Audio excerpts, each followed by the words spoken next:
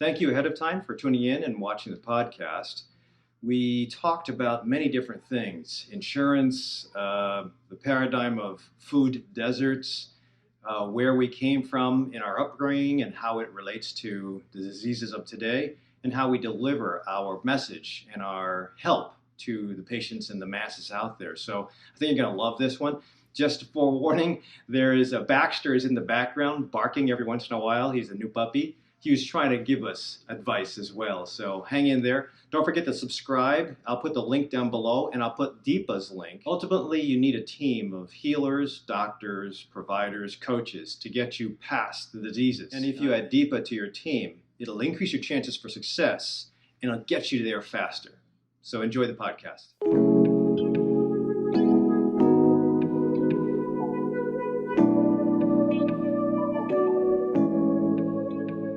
Hey everyone, welcome to the podcast. Today's podcast will be pretty decent. I'm Dr. Rick, and today's interview is with Deepa Deshmukh. She's the owner of DuPage Dietitians. This is not meant to be a substitute for medical advice, so please take this information and either join us individually or take it to your doctor and ask him how it might serve you. Okay, Deepa, well, thank you for coming in today. Thank you, Dr. Rick. It's been long overdue, and thanks for having me. I'm excited to be here. And yes, I'm a registered dietitian. And just to clarify that all dietitians are nutritionists, but not all the nutritionists are dietitians. In my case, I'm a certified diabetes educator, board certified in advanced diabetes management. I met you first when you came in, and typically all I remember from that was I was embarrassed because I was running behind as usual. And one of the nurses or medical assistants came out and said the patient has to leave. I apologize about that. No. As you know, I have essentially a 180-degree about face. So I'm finding my way, but I'm glad that I know you because I think you do great things for patients that is outside the box. And really, that's what happened to me. I've been in practice since 2006. And what I noticed 6 to 8 months into practicing as a registered dietitian. So let's say they were coming in for diabetes and high cholesterol and weight problem. 1 or 2 days, it just so happened that I asked these people, like 10 patients that I saw, I asked them this one question: how is your energy level? Okay. And they all said, oh, it's horrible. My energy is very bad. That question would lead me into question about sleep, question about, little more lifestyle related questions that we were not taught to ask while going through the education. I started noticing person behind the patient, their hair. I started noticing the way their hands looked. And all those things reminded me of the nutritional deficiencies that were taught to me back in India. Because India is a developing country. We have nutritional deficiencies. Okay, you talk about scurvy and beriberi, and that was the nutrition education that I have gotten because that's the population that I studied in. I even remember one of my teachers saying, I don't know if you girls will ever see a type 2 diabetic patient. Because those cases just didn't exist back then. Similarities between the nutritional deficiencies of this malnourished person and then not obviously malnourished looking patient here. I said, oh my God, it's malnutrition. And that changed the way I practice nutrition. I basically started focusing on, you will like this, I realized that people were eating, but they were not nourishing themselves. I tell you, that almost mirrors what I've gone through. Because I was in the Philippines, and the Philippines is also a developing country. There's developing, and there's developed. The United States is a developed country. We have a lot of resources, but as Deepa suggested, we're approximating the same diseases, but with the bigger girth of the belly. I was taught this a long time ago that in the Philippines, people are dying of starvation. in the United States are dying from overeating. Correct. But I think so. There is a lot to unpack. I like the fact that you have forged a way, sticking to your guns, especially with regard to the gut microbiome. Yeah. But all this stuff has to take a toll on you as far as continuing medical education or dietary education, and taking you away from the practice or your family. You told me before that it's taken you 12 years to get into Blue Cross Blue Shield. Correct. I mean, I thought that, the first thing I should do when I started the practice is to contact insurance companies and ask them that, hey, we offer MNT, medical nutrition therapy, we have qualified dietitians, they should start reimbursing or contracting with dietitians. Pretty much every insurance company in Illinois said no. And that was the first, you can say, wake-up call. And I realized what I had gotten myself into. And I would sit there and keep calling. And then Aetna was the first insurance company medical director. She got it. She understood what I was saying. She said, of course. She said, we have a policy to cover for nutrition counseling, but we don't have any dietitians. So at least she was wise enough to listen to me. And that happened. But then it took me almost 12 years to get in network with Blue Cross Blue Shield. Now, during this time, my goal was to improve access to dietitian services, and I thought it needs to be affordable. Insurance companies should pay for it. I work at a public health clinic where I helped with a grant to have a commercial kitchen, deliver a nutrition education program through cooking and lifestyle and culinary medicine in an underserved area. So I was doing that. That got me into the public health side of my degree. I also have master's in public health. It gave me a lot of insight, a lot of experience to see how the state of our public health, especially in underserved areas. So that happened. And in private practice, I would be seeing patients with diabetes, heart disease, both settings, right? You are dealing with human beings and same problems, diabetes, cholesterol, same disease, just a different demographic. I realized that at the end of the day, we are all human. I need to package my message, my intervention, you can say, or my medical nutrition therapy in such a way that it is very, very practical, it's very hands-on, and it, to some extent, very individualized under the circumstances. I tell people it's a process. It takes time. The fact that you personalize care is different. I think that those handouts you talked about earlier are fast way to get, at least as far as the doctor experience, a fast way to get people out of the office and on to the next patient. I hate to say it, but that's just with the reimbursement, or at least what we're told as doctors, 15 minutes and then you're out. Or thus you run behind and get bad patient satisfaction scores. And to allude to your going through the hurdle of getting a contract with Blue Cross Blue Shield, I am hitting that pinnacle now because I just am knocking on doors of hospitals and insurance companies. And for the last 2 to 3 months since my departure from the hospital, at one point, it's a database that you have to submit to the folks, and you just keep your fingers crossed. At one point, I called back about a month later to check on all my leads, and they all said that we don't have your application. And it's very frustrating. Yes. But you and I both know that we're here to serve the masses. Good. I think the cool thing about COVID is that it's opened up connections. Internet has made access to us easy. Anybody who has a question on nutrition or lifestyle or yoga can find you on Facebook. They can send you a direct message. That was not even possible a few years ago. I did a lot of cooking classes, Whole Foods and other grocery stores and all that stuff. I used to haul things to these grocery stores and, call patients to come there. Lot of work. Now, I stand in my kitchen on Sunday evening and I show them something new. I just did how to roast Brussels sprouts. I have been taping pretty much every dish that I make every day for myself. I just have a camera on, light on, and I'm just taping that. And now people will have access to that through YouTube or Facebook.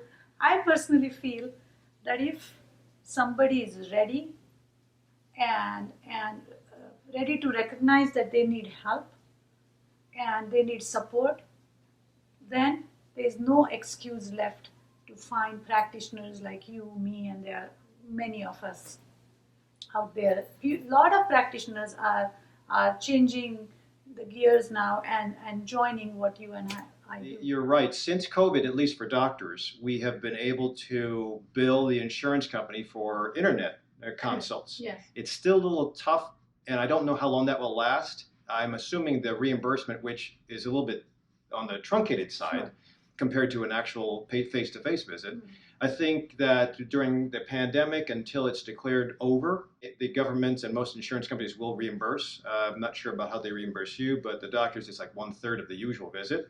But that brings me to that point that you have made it to the point where you got into the insurance companies. I'm still trying to break down the doors. So with the reimbursement continuing during the pandemic, I think it's a good thing. I hope it gets adopted later on after the pandemic, perhaps in summer of 2021. But I appreciate you doing what you do. I'm still finding my way as far as telehealth. Do you think that even after the pandemic, the telehealth continuum will serve us both? I think for lifestyle medicine, the right platform is telehealth. I wish for dietitians and practitioners like you, we had that option 10 years ago. Because now what I'm noticing is, I am in patient's house. For example, last week, I had a follow-up with a patient. It was 6:30, and she said, "Oh my God, Deepa, I haven't cooked anything. I don't know what to eat." I said, "Open your refrigerator, open your freezer, and show me what you have." And I walked her through the stir fry recipe while we were talking about her other strategies for behavior change. I said, "Okay, get that frozen vegetable which has been in your freezer for last God knows how many months, and throw it in the oven. By the time we are done with the session, your roasted vegetables are done.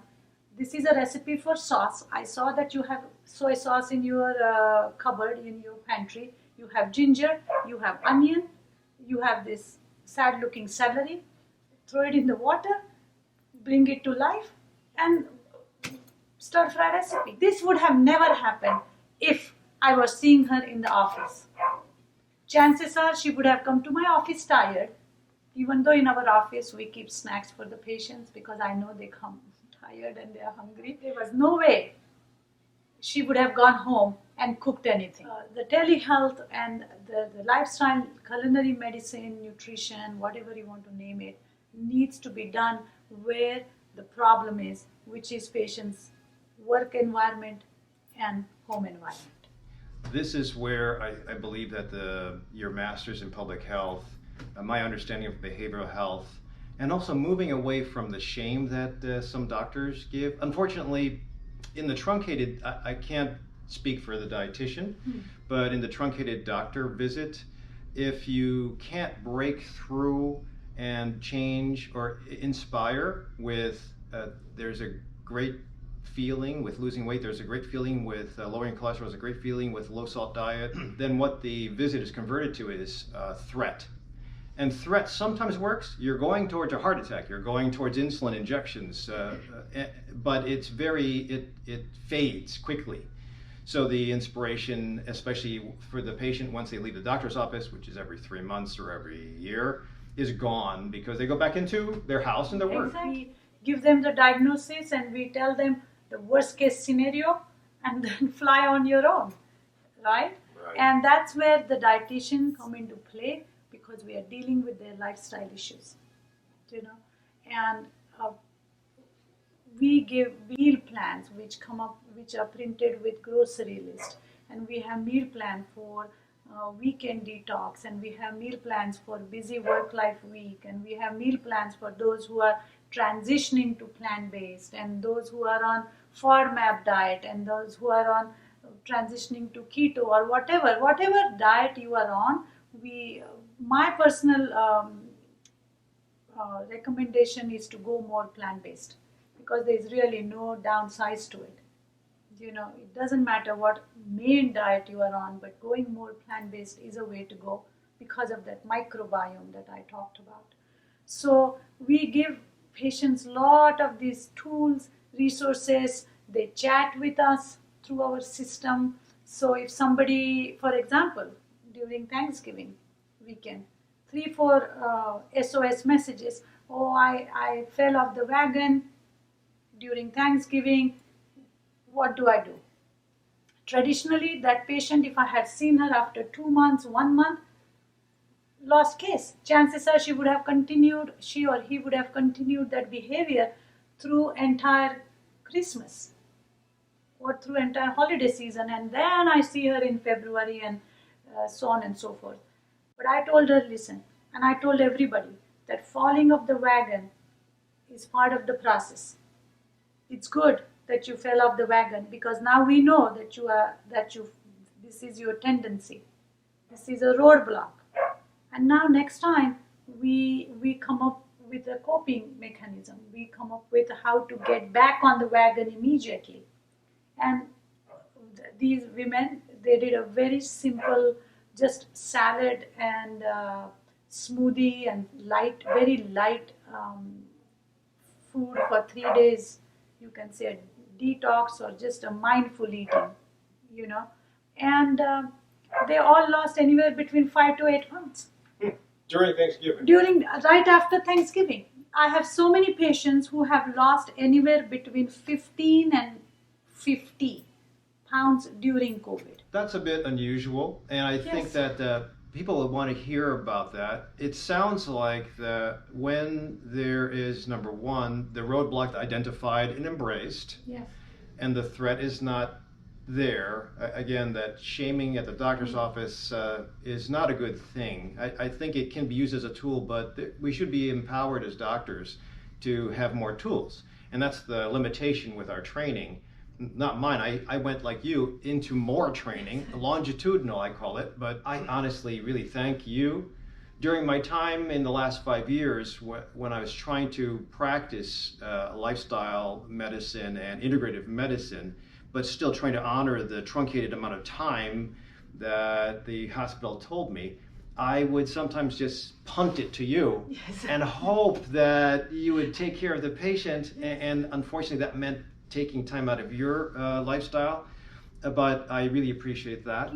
Having a doctor who acknowledges that nutrition is important for you, and just don't try to do it on your own, and seek help, and kind of takes interest in that intervention is very refreshing.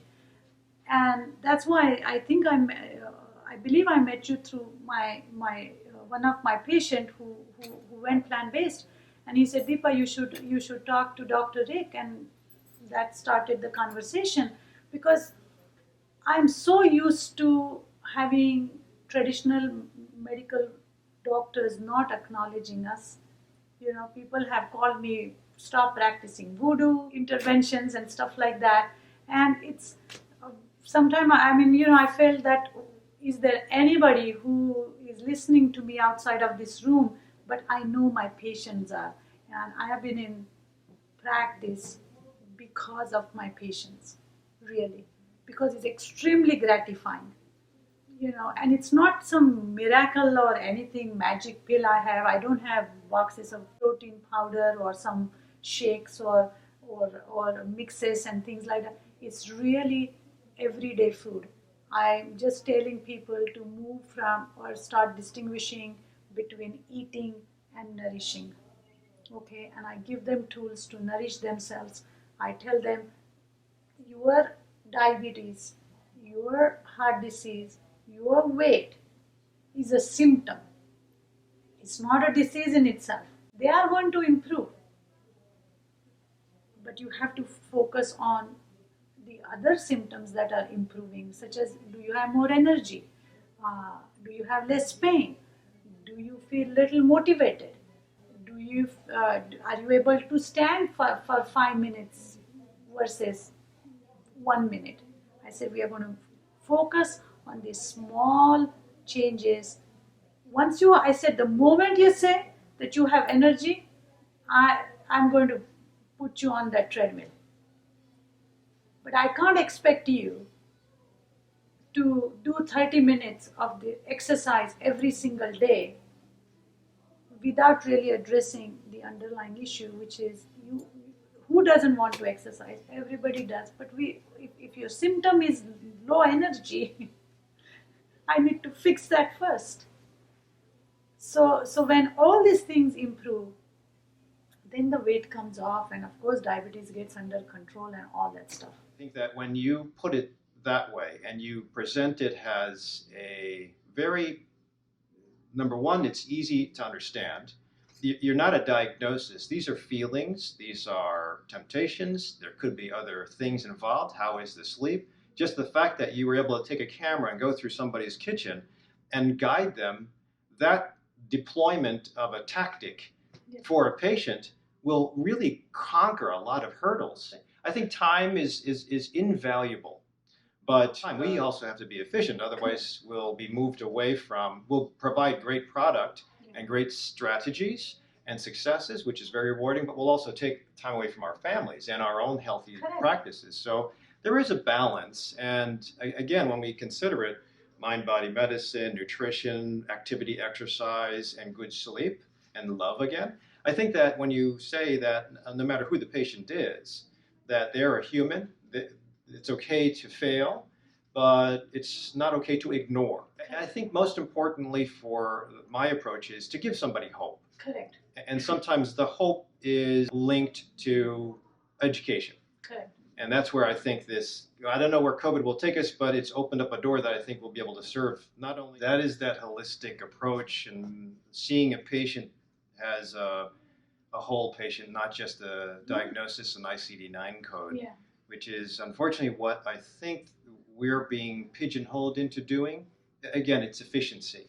And efficiency always has to entail that we as doctors and probably dietitians are part of the big machine. And if you're a cog, you must, to make the whole machine continue on, you must do what cogs do. Okay. But that also takes the individuality out of the provider, the healer, and the patient. Lifestyle medicine, we need to be able to scale at higher level. Only then we are going to make that shift. The needle is going to move. And so, like you said, hope is important. You and I have to be hopeful, and we have to keep, sometimes it feels like hamster on a bicycle, really. But trust me, there are quite a few of us in this space trying to change the way we practice. The consumer is changing. The consumer is becoming aware. So whether the food companies or healthcare system, whether they like it or not, they will have to change the way they do it because consumer is going to demand. And that gives me even more hope. Look at how far we have come with organic and gluten-free and non-GMO. Because consumers said, hey, we want that.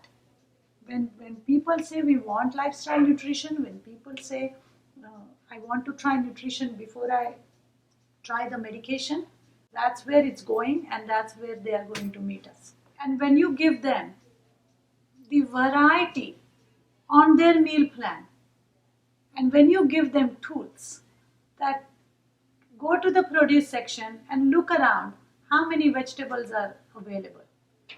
Plant-based is not only about carrots, it's about all those things, And we are not saying that, replace the meat and eggs and all completely. We are saying go more plant-based.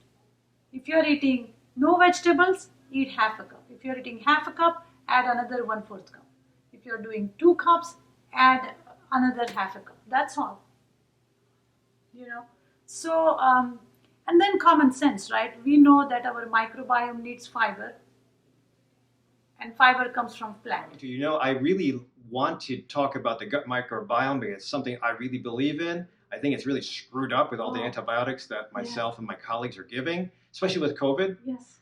But perhaps we'll continue this on We should another have time. part 2. Yes. Focusing on microbiome. That that's a podcast in itself, and I think it's very reinforcing to our patients to give success. Yes. So I appreciate you coming in today, Deepa. We'll continue part 2, and until then, can you tell the folks how they can reach you? So they can find us by going on the web and looking for DuPageDietitians.com, and you can send us a text or send us an email or call us, and somebody from my office will get back to you and just let us know that you are a fan of Dr. Rick, and that's all. Thank you, Deepa. So I'll put Deepa's contact information on the link down below. Otherwise, don't forget to subscribe for the next podcast and stay healthy.